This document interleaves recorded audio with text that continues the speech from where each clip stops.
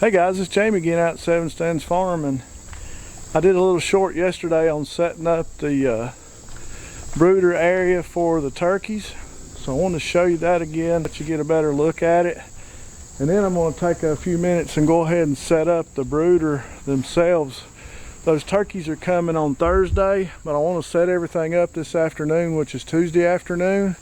Make sure everything works so that if we need anything, we'll have plenty of time to go get it and be ready for them coming Thursday morning. Don't like to wait till the last minute to see if everything works. But so I want to show you our setup. Like I said on the short, takes a little bit of ingenuity sometimes, a little bit of thinking outside the box. When you don't have everything you need and you're trying to grow your small farm or your small farm business, you really have to use what you have. So let's look at what we've done.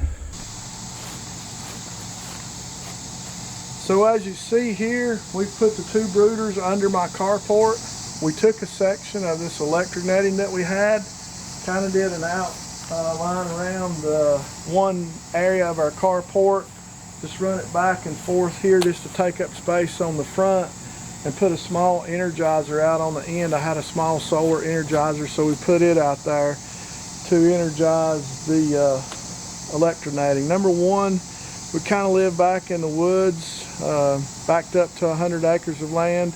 We don't want any raccoons or anything getting in. And number two, honestly, my dogs, I don't know if they would bother them, but I want to make sure to keep the dogs out of from getting into my brooder as well, since it's not an enclosed area. So just taking a little extra precaution because I'm just not sure what to expect.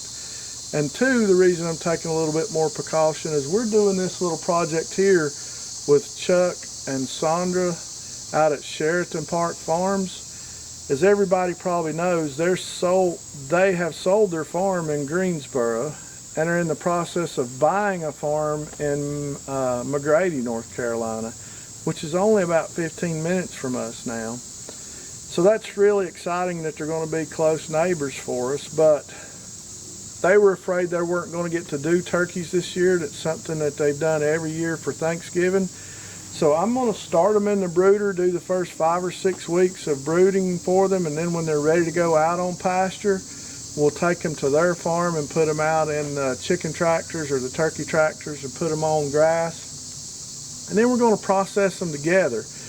And then we'll both take our part or share in those birds and sell them at our markets or to our family or whatever we decide to do. But it's really neat to be able to work with them. Not only are they YouTube community, but they're really good friends. Before YouTube ever came along, we worked with them for a while in EMS. But I would like to say, you know, it's been kind of neat. I've met Chris Tillman out at Tillman Family Farms out of Georgia, and we're starting to meet some other people on YouTube. So it's been kind of neat to get with the people who are like-minded, especially in the same niche that we're in and doing the same things that we do. So we get a chance to meet with those people and see how they do things. So our community and our friendship are growing. Our group of friends is growing as well. But enough rambling, let's get back. We got our two brooders set up. We got our electric netting set out. I also wanted to show you around the back of the brooders where I run the electric netting. I had some fence insulators here and here. I put about 7 or 8 of those up, screwed to the back of the brooder also, and then I connected the netting to them. Some of them were like electric tape insulators, and they kind of snap shut, and others were just insulators that would screw into, say, a wooden post or some kind of 2x4 or something. And then I just hung that netting and that insulator off the back of the brooder, and that helped support it along this concrete here. So that worked out really well. Kind of a, you know, an afterthought, but it really ended up working well. So if you ever are needing to set up a place to keep dogs or animals out of, this has really so far worked good. 2 waters, 1 for each brooder. We've got 1 feeder, which we're going to have to pick up 1. I can already see that. We got enough lights. We got some extra bulbs. We're going to turn all those on, make sure they're working. We got some game bird starter, which we'll start these turkeys out on, and some chick grit. And on the other side over here, we got a couple of bales of shavings that we'll work with. So let's get started and see how it goes.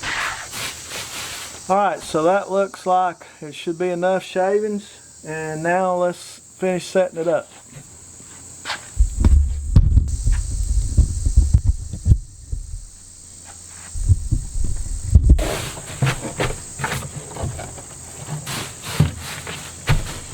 So we're planning on having 30 birds in each one of these, so I want to set my water out where that they can get around it completely and get water.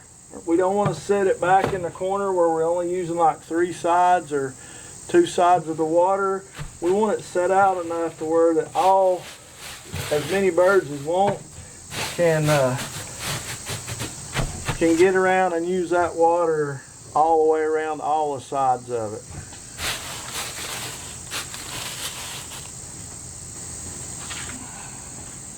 Next, we're going to do the same thing with the feeder. I went ahead and filled the feeder with the food so it'll be ready when the chicks get here Thursday morning. I'm going to wait till tomorrow afternoon and fill my water up though, so that it won't be hot when they arrive. That way it'll be nice and cool first thing 6:30 or 7 o'clock Thursday morning. So we'll fill these up tomorrow evening. Alright, so the next thing we're going to do is we're going to hang up our lights and see if they're working. I think with the temperature and the weather that we have, we'll only need one of those. But we're going to go ahead and have 2 ready and check them out in case we have a cool night or something. I need one. That way everything's going to be ready to go. Alright, so we've got both of those lights now that are set up and putting out heat, and we can use those how we want to. Alright, so that's done. This brooder now is set up and ready for chicks. Got both of the heat lamps ready and both of the bulbs are working. We have the feed in the feeder, and then we have the water ready to go, and we'll fill it up tomorrow evening so the water will still be cool when they come in. So for the feed to start these turkeys out on, we're using a 30% game bird feed. Turkeys need a real high percentage protein to start life out and get them kick started and growing well. And then I think you can transition them off to a little less percent, 18% or something, but right now we're starting them off on a 30% feed. So this brooder's set up and ready for poults. We'll see how it goes. Okay guys, so we're ready for turkeys. Be my first experience with them. I heard they're a little bit hard to raise. I've been watching some videos, and of course I've got Chuck and Sandra to help me out because they've actually done several turkeys in the past. So I'm really excited. Of course, as my wife says, it's just one more thing to add to the farm and trying to work a full-time job too. But we'll make it all work out. We can do anything for a few weeks, and it'll help out a good friend, and it'll help us build some new avenues of revenue for our small farm, and add another it'll add another niche to our small farm as well. So now we can say that we've done turkeys and pigs and goats and bees. So I'm really super excited. I hope this helps you out a little bit. Like I say, I'm really new to it. This is just a way that I've used the space that I have and turned it into a brooder and keeping it protected the best way I can so that I can keep my birds safe. As always guys, we'll do it all again tomorrow. Please go down, hit that like button, subscribe to the channel, give us a thumbs up for sure, and have a good one.